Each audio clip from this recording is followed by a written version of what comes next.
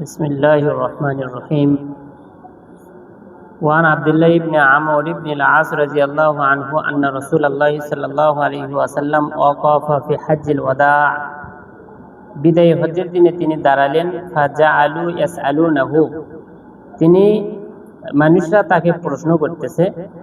ফাকালা রাজুলুন, এক ব্যক্তি বললেন, লাম আশউর, তোমার আমি অনুভব করিনি। তোমার শিন আইন র শাইরুন, শার মানে হচ্ছে কি অনুভব করা। লাম আশউর, আমি অনুভব করিনি মানে বুঝতেই পারিনি। ফাহালাকতু ক্বাবলা আন আসবাহা, তো আমি জবেহ করার পূর্বে আমি কি করেছি? নিরে করেছি। অর্থাৎ জবেহ করে কি করা লাগে? নিরে করতে হয়, কিন্তু সে জবেহ না করেই নিরে করছে, তার খেয়াল নেই। ক্বালা, আল্লাহ রাসূল বলছেন, ইসবাহ ওয়ালা হারাজ, ঠিক আছে তুমি এখন কি করো? জবেহ করো, কোনো সমস্যা নেই। ওয়াজা আখর, আরেকজন বলছেন, লাম আশউর, আমি অনুভব করতেই পারিনি। ফানাহাতু ক্বাবলা আন আরমিয়া, আমি পাথর নিক্ষেপ করার আগেই আমি কি করেছি? কুরবানি করেছি। তার মানে কুরবানি করা লাগে পাথর নিক্ষেপ করার পরে, কিন্তু আমি আগেই করছি। আল্লাহ রাসূল বলছেন ইরমি, তাহলে এখন তুমি কি করো? পাথর নিক্ষেপ করো। ওয়ালা হারাজ, কোনো সমস্যা নেই। তো রাবি বলতেছেন, ওয়ামা সুইলা ইয়াউমা ইযিন আন শাইইন, সেই দিন যা কিছুই প্রশ্ন করা হচ্ছিল, কুদ্দিমা ওয়ালা উখিরা, যে কোনোটা আগে করা হচ্ছে কোনোটা পরে করা হচ্ছে। অর্থাৎ যে কাজ আগে করার কথা সাহাবীরা ভুলে সেটা পিছনে করছে, অথবা যেটা পরে করার কথা সেটা সাহাবীরা ভুলে আগে করছে। যেই কথাই তাকে জিজ্ঞাসা করা হচ্ছিল, ইল্লা ক্বালা ইফআল ওয়ালা হারাজ, আল্লাহ রাসূল শুধু একটাই উত্তর দিচ্ছিলেন, যেটা বাকি আছে সেটা করো, কোনো সমস্যা নাই। তার মানে এটা ভুলে করা, এটা বোঝা যাচ্ছে যে কি ভুলে করা, এটা একটা বিষয় এখানে প্রমাণ বোঝাচ্ছে। দুই নম্বর জিনিসটা বোঝাচ্ছে যে কার আগে কোনটা করতে হয়, সেটা হচ্ছে কি পাথর নিক্ষেপ করতে হবে কুরবানি করার আগে। আবার কুরবানি করা, এটা আবার মাথা হলক করারও কি করতে হবে? আগে করতে হবে। অর্থাৎ নাড়েও করতে হবে কি কুরবানি করার পরে, কুরবানি করার পরে। তো এই জিনিসগুলো বোঝাচ্ছে, এবং এটাও এখানে বোঝানো হচ্ছে যদি কখনো কারো ভুল ভ্রান্তি হয়ে যায়, তাহলে সেটাই এমন হবে না যে তুমি বলবা যে তোমার কি হয়নি, ওই হাজার হচ্ছে না, এগুলো আমি যদি কথা বলা চলবে। ওয়ানিল মিসওয়ার ইবনে মাখরামা রাদিয়াল্লাহু আনহু আন্না রাসূলুল্লাহ সাল্লাল্লাহু আলাইহি ওয়াসাল্লাম নাহারা ক্বাবলা আইয়াহলিকা, যে তিনি হলক করার পূর্বে তিনি নহর করেছেন। ও আমার আসহাবাহু, এবং তার সাহাবীদেরকে তিনি কি করেছেন?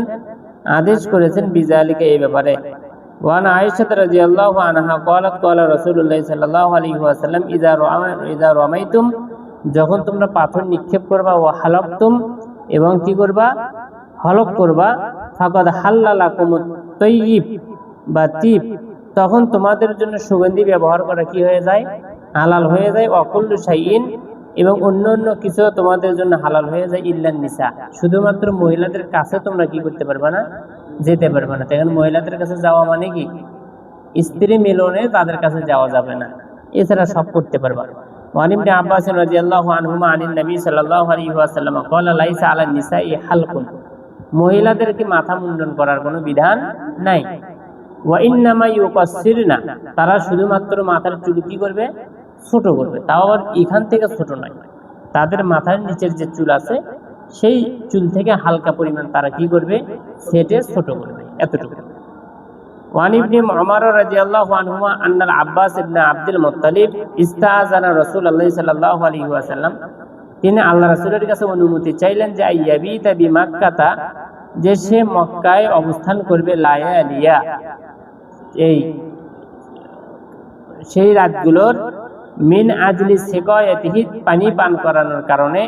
ফাআযিনা লাহু, আল্লাহ রাসূল সাল্লাল্লাহু আলাইহি ওয়াসাল্লাম তাকে কি দিলেন? এই অনুমতি দিলেন। অর্থাৎ মিনাতে যে অবস্থান করতে হয় রাতের বেলা, এই তোমার সাহাবী আব্বাস, তিনি ওই মিনাতে অবস্থান করার পরিবর্তে তিনি বলতেছেন আমি জমজমের পানি পান করাবো, সুতরাং আমি কোথায় থাকতে চাই?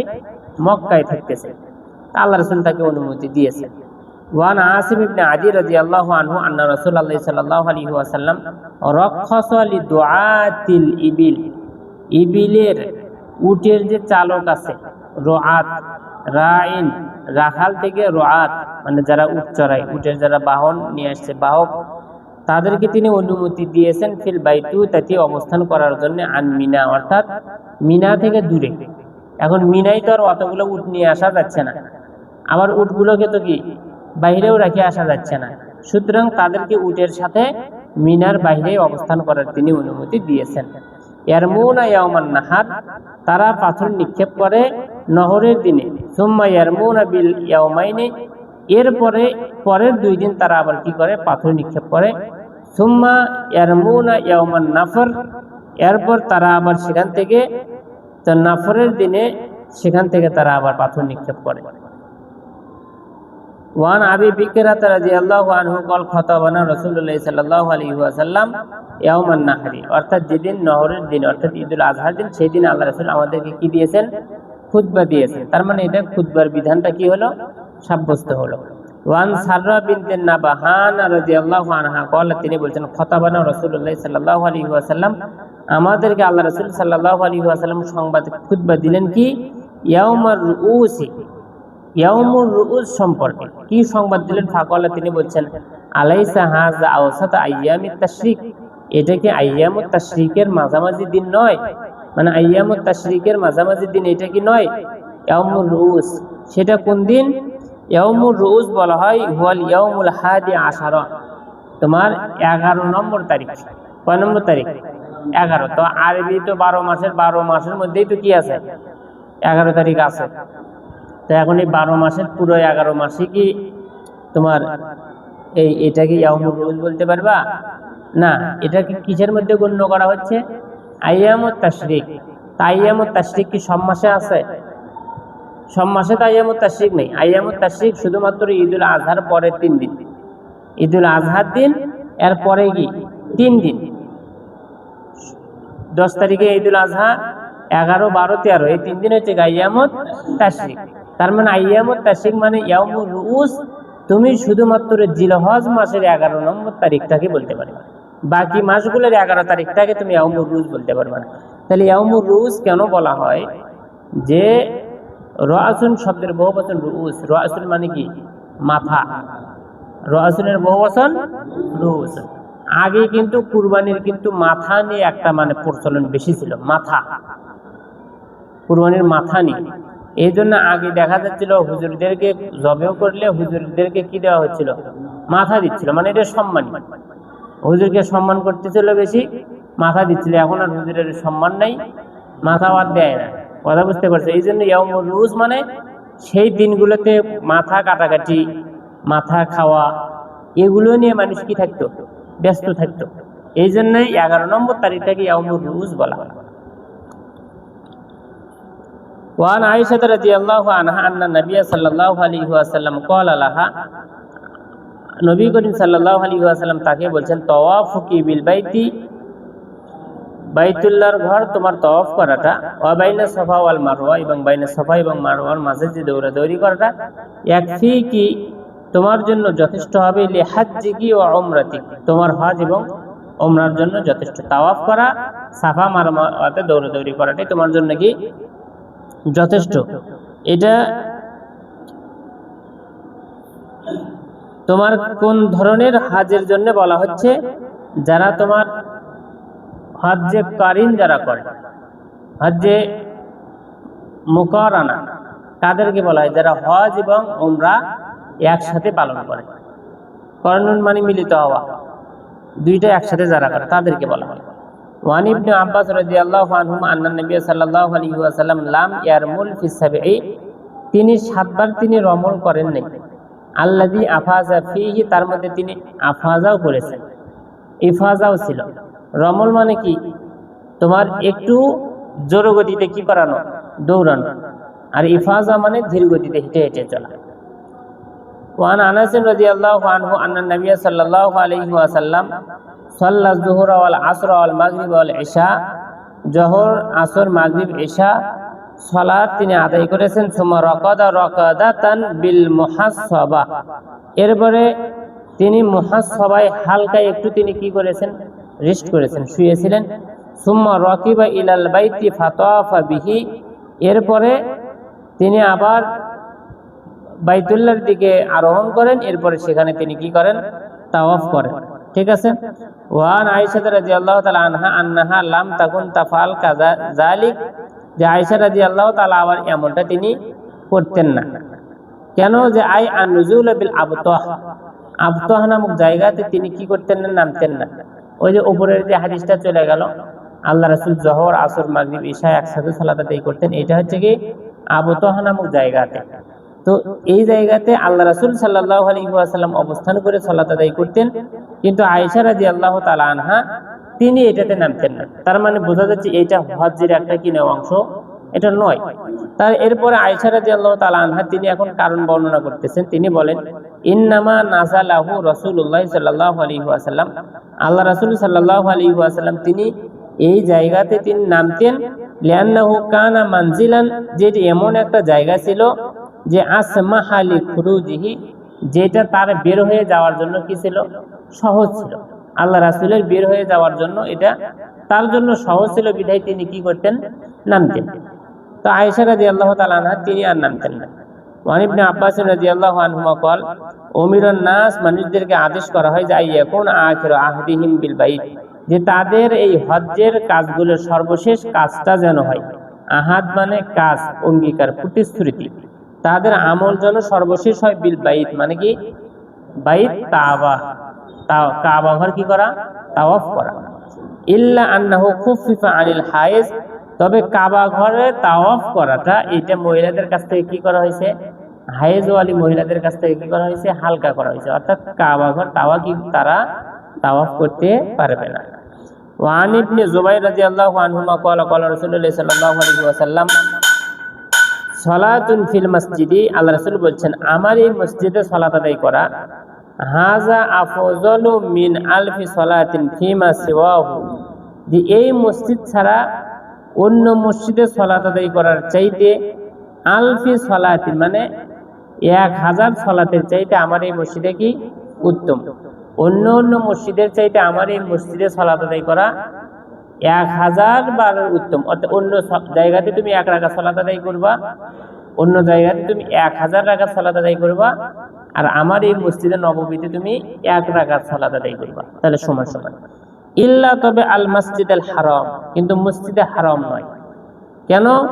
যে ওয়া সালাতুন ফিল মসজিদুল হারাম, মসজিদে হারামের মধ্যে সালাত আদায় করা, আফযলু মিন সালাতি ফি মসজিদি, আমার এই মসজিদে সালাত আদায় করার চাইতে উত্তম, বিমিআতি সালাতিন মানে 100। তার মানে আমি মসজিদে নববীতে সালাত আদায় করার চাইতেও মসজিদে হারামে সালাত আদায় করাটা কি 100 রাকাতের চাইতে কি উত্তম। অর্থাৎ মসজিদে নববীতে 100 রাকাত আদায় করবা, আর মসজিদে হারামে আদায় করবা 1 রাকাত, তাহলে মসজিদে হারামেরটা উত্তম। এখন অন্য মসজিদের সাথে তুলনা করো, তাহলে অন্য মসজিদে তোমার হচ্ছে 1000, মসজিদে নববীতে 1 রাকাত, অন্য মসজিদে 1000 রাকাত, আর মসজিদে নববীতে 1 রাকাত। তাহলে এখানকার 1 রাকাত আর অন্য মসজিদের 1000, তাহলে এখন এখানকার 100টা তুমি বিয়ে করো, তাহলে 100 গুণনে 1000 কত হয়, 1 লাখ। তাহলে মসজিদে হারামে 1 রাকাত সালাত সমান সমান বাহিরের মসজিদে কয় লাখ, 1 লাখ। আর মসজিদে নববীর 100, বাহিরের সালাতের তুলনায় মসজিদে নববীতে 1000, বাহিরের সালাতের তুলনায় মসজিদে হারামে 1 লাখ। এই 1 লাখের হিসাব কিন্তু সহজেই তোমার মাথায় আসবে না, মানে খালি 100 চলে আসবে। এই 100টা কোনটা, সাধারণ মসজিদের তুলনায় না, 100 আসবে কি মসজিদে নববীর তুলনায়। এরপরে বাবু আল ফাওয়াত ওয়াল ইহসার, যে ছুটে যাওয়া কোনো কাজ এবং বাধাগ্রস্ত হলে। ওয়ান ইবনে আব্বাস রাদিয়াল্লাহু আনহুমা قال قد اخسر রাসূলুল্লাহ সাল্লাল্লাহু আলাইহি ওয়াসাল্লাম, মানে বিদায় হজের এই তোমার হুদাইবিয়ার সন্ধিতে এমনটা হয়েছিল যে আল্লাহ রাসূল সাল্লাল্লাহু আলাইহি ওয়াসাল্লাম বাধাগ্রস্ত হলেন। ফাহালাকা তিনি হলক করলেন, ওয়া জামা নিসাআহু তার স্ত্রীদের সাথে তিনি কি করলেন, স্ত্রী মিলন করলেন, ওয়া নাহারা হাদিয়াহু তার কুরবানিকে তিনি কি করলেন, নহর করলেন, হাত্তা ইয়াতামারা আমান কাবিলান এরপর আগামী বছর তিনি কি করলেন, উমরা করলেন। তার মানে আমি করতে যাচ্ছি, একটা কুরবানি নিয়ে গেছি, আমি নিয়ত করে নিয়ে গেছিলাম কুরবানি করব, কিন্তু আমাকে মাঝখানে কি দেওয়া হচ্ছে, বাধা দেওয়া হচ্ছে। তখন আমি সেখানে আমি কি করব, মাথা নেড়ে করব। আমি ওখানে হালাল হয়ে গেলাম, আমি ওখানে কি কুরবানি করলাম, আমার যা যা কাজ করার আমি করে ওখান থেকে চলে আসলাম, আমার কি হজ হলো? হজ করতে তো আমি আসলেই পারলাম না। কিন্তু প্রকৃত দিক থেকে হাদিস আছে যে নিয়ত করলেই তার কি হয়ে যায়, আমল হয়ে যায়। সেই দিক থেকে আমাদের হজ হয়ে গেছে। কিন্তু সরাসরি আবার হজ করার জন্য যখন সুযোগ হবে তখন সে কি করবে। তাহলে এটা নিয়ে মারামারি করা, দ্বন্দ্ব করার কি নেই, দরকার নেই। ওয়ান আয়েশা রাদিয়াল্লাহু আনহা ক্বালাত দাখালা নবী সাল্লাল্লাহু আলাইহি ওয়াসাল্লাম আলা যুবাতা ইবনে বিনতে যুবাইর ইবনে আব্দুল মুত্তালিব। আল্লাহ রাসূল তার কাছে প্রবেশ করলেন। ফাকালাত এরপরে তিনি বলছেন, ইয়া রাসূলুল্লাহ, আল্লাহ রাসূল, ইন্নী উরিদুল হজ্জ, আমি তো হজ করার কি করেছি, ইচ্ছা পোষণ করেছি। ওয়া আনা শাকিয়া, কিন্তু আমি অসুস্থ। শাকিয়া মানে অভিযোগকারী, তার মানে আমি হজ করতে যাব কিন্তু আমার কিছু কথা আছে। কথাটা কি, আমি অসুস্থ। কথা বুঝুনি? শাকিয়া মানে মূলত কি, অভিযোগকারী। শাকিয়া মানে কি নয়, অসুস্থ নয়। মারিজাতুন মানে কি, অসুস্থ। শাকিয়া মানে হচ্ছে অভিযোগকারী। আমি হজ করতে যাব কিন্তু আমার কিছু কথা আছে, অভিযোগ আছে। সে কি অভিযোগ? আল্লাহর জন্য আমি হজ করতে যাব কিন্তু আমি কি অসুস্থ। ফাকালা নবী সাল্লাল্লাহু আলাইহি ওয়াসাল্লাম, আল্লাহ রাসূল বলছেন, হুজ্জি ওয়াশতারিতি, তুমি হজ করো এবং তুমি শর্তারোপ করো। এইটা কি শর্তারোপ করবা? যে আন্না মাহাল্লি হাইসু হাসাবতানি, যে আল্লাহ আমি হজ করতে যাচ্ছি এই নিয়তে, যখন আমার অসুস্থতা বেড়ে যাবে বা যখন আমি আর হজ করতে পারতেছি না, আমার কাজ সেই পর্যন্তই কি শেষ। এখন তুমি অসুস্থ, তুমি এখন সাফা মারবা, দুইবার সাইর করার পরে তুমি কি হাঁপসে গেছো, আর হচ্ছে না। এখন তুমি করছো যে ওলামা তো বলছে সাফা মারবা 7 বার দৌড়াদৌড়ি করে, কিন্তু তুমি 7 বার 2বারই দিয়ে হাঁপসে গেছো, আর 3বার করবে গেলে তো তোমার মরণ। ওরা দরকার নেই, তোমার যেখানে তুমি থেমে যাচ্ছ, কষ্টকর হচ্ছে, সেই পর্যন্তই তুমি কি করো, শেষ করো। এই জন্য তুমি যখন ইতিকাফে মানুষ ঢোকে, ইতিকাফে তোমার বাহিরের কোনো কার্যক্রম কি করা যায় না। কিন্তু যদি তোমার বাহিরে এমন কোনো কাজ থাকে যেটা তোমার করাটা কি দরকার, তোমার অসুস্থ মা আছে যেটা তোমার এখন প্রয়োজন নাই, যেমন মনে করো তোমার অসুস্থ মা আছে, তোমার বউ আছে, খাবার দিচ্ছে, ঔষধ খাওয়াচ্ছে, সবকিছু করছে, তোমার কিন্তু কোনো কি নেই, কাজ নেই। কিন্তু তোমার কাজ কখন আসতে পারে, মা বেশি সিরিয়াস হয়ে গেছে, এখন তোমাকে তাকে হাসপাতাল নিয়ে যেতে হবে, তখন তার বউ পারতেছে না, তখন তোমাকে যাওয়া লাগবে। তখন তুমি কিভাবে ঢুকবা? তাহলে ইতিকাফে তোমাকে ঢুকতে হবে এই নিয়তে যে আল্লাহ যদি আমার মায়ের অসুস্থতা বেড়ে যায় তাহলে আমি কিন্তু কি হব, বের হব। বাবা অসুস্থ, তোমার কোনো কাজ নাই, কিন্তু যে কোনো সময় কি হতে পারে, মারা যেতে পারে, তখন তুমি এই শর্তে ঢুকবা, যদি আমার বাবা এর মাঝখানে মারা যায় তাহলে আমি কি করতে আসবো, জানাজার সালাত করতে আসবো, এই নিয়তে আমি বের হব। এই যে শর্ত করে কি করা, ঢোকা, এটা একটা ইসলাম কি দিচ্ছে, সুযোগ রাখছে।